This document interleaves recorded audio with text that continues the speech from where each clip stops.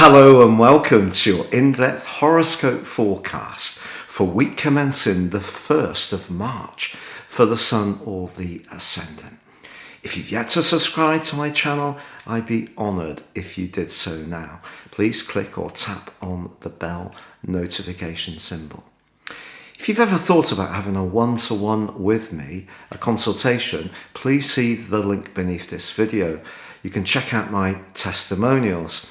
Or if you'd like to ascend from sun sign astrology to more serious astrology in an affordable way, please see the link below for my personal horoscope reports. Based on your time, date and place of birth, totally unique to you, you can get a year's forecast and a character analysis, 30% off special offer. Hello Libra and welcome to your in-depth weekly horoscope for week commencing the 1st of March.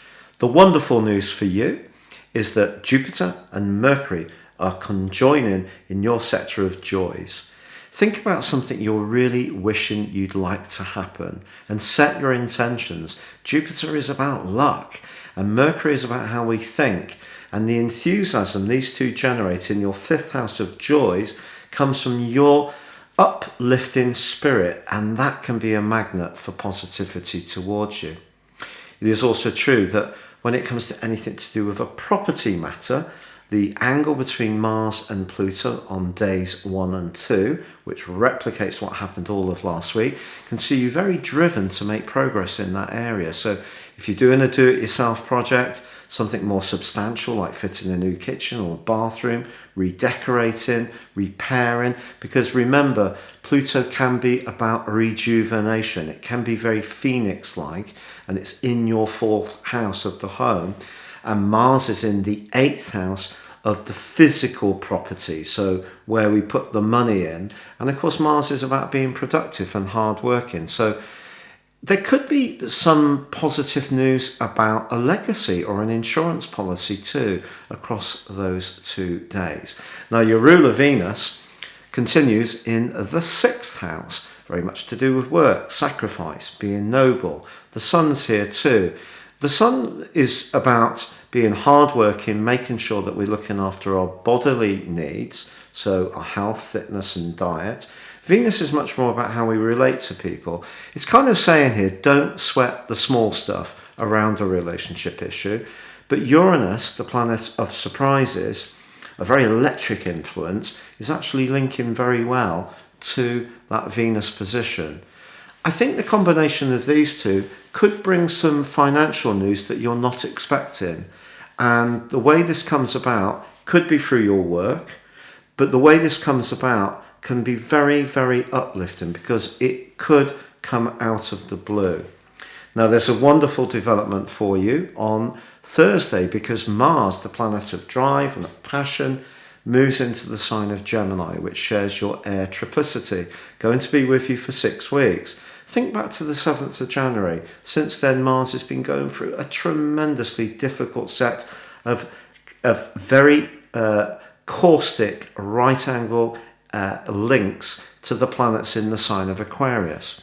And that was creating a lot of potential politics for you. You have a need for those joys that are coming through the energy of Aquarius, but Mars in the 8th house is very blunt. It's very to the fore. It's very direct. It's really getting in touch with your deepest needs, and maybe there's been some standoffs that people haven't been expecting because they're used to you being so diplomatic. But of course, you've been learning over the last couple of years that you have to set your boundaries much more firmly because other people will just take you for granted. So even though it may have been painful, I do think some good things will have come out of it. But Mars moving into your sister air sign is glorious because this is about adventurism, it's about knowledge, it can be about higher education, it can be about being much more physically active. Now, I totally appreciate that that's more difficult with the COVID restrictions for a lot of people. But if you're fortunate enough to be able to be a bit more daring, independently minded, go for it over this next 6-week period. Now, Mars is then going to forge a series of very positive links to the planets in the sign of Aquarius. And that's all about expansion and really listening to your gut feeling about a need to be a freer spirit. It's very, very uplifting indeed. I think you're going to find that your physical energy really picks up. And if you are able to move around in your particular locality, whether you do this through driving somewhere or being more physically active through some kind of running, swimming, cycling, walking, or you're using your mind. The ninth house is very much about higher education, higher principles, and Mars gives you a lot more desire to manifest your needs around those two areas. Now on Saturday we do have a quarter moon, and it's in Sagittarius, which is very much for you about your everyday communications, but it's clashing with the Sun in the 6th house.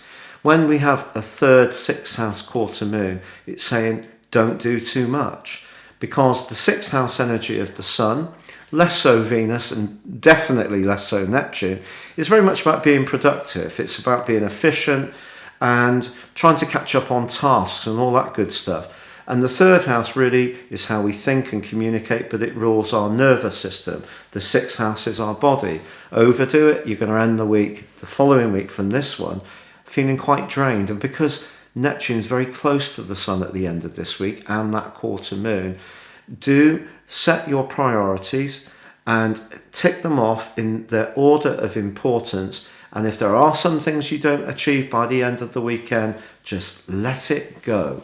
So a dynamic week for you for sure. It's really very, very exciting about the financial possibilities, but also about that sense that things are opening up, and it's going to be psychological for you, but it's going to be good for all of us that Mars moves into Gemini. For now, stay safe, take care, good luck, and goodbye.